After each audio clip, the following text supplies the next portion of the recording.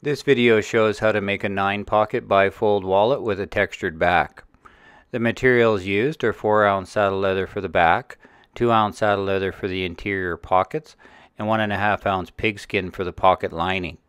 This is the type of wallet worn in the back pocket of your favorite pair of old blue jeans, so the wallet cannot be overly bulky or it will become uncomfortable to use. So all the little details that go into an all-leather wallet are to benefit the user.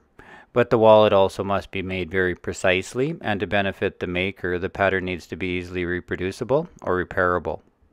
Small studio-style laser cutters work great to turn your accurate drawings into accurate acrylic cutout templates for a sharp knife to follow along to make the leather pocket parts. Then lay out the artwork for the carved wallet back. Transparency film works great because it can be printed like paper in 1:1 scale.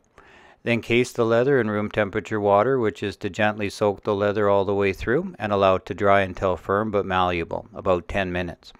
Then tape the transparency over top of the leather and onto a hard surface like this piece of marble, and use a stylus tool to trace and make an impression for a swivel knife to follow.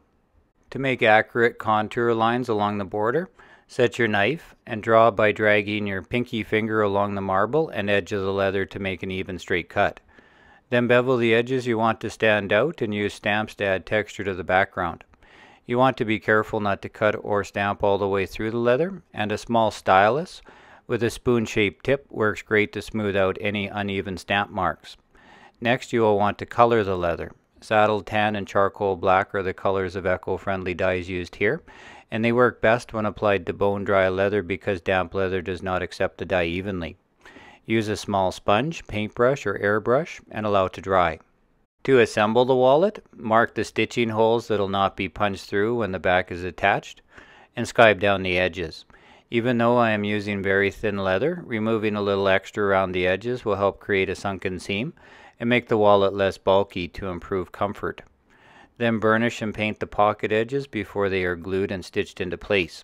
The card slot attachment tabs are cut slightly larger and trimmed after the pockets are glued and stitched to make the wallet's edges straight. Then glue in the remaining lining and trim off the excess when dry. Since the wallet back is slightly larger to accommodate the curve radius of the pocket, the two sides are glued and stitched separately, leaving the bottom center open for the fold. Then finish the edges and apply some leather conditioner to make the wallet soft and supple. High quality saddle leather is strong even when split thin, so this wallet can be made without a lining, but the pigskin feels nice and makes the wallet very durable.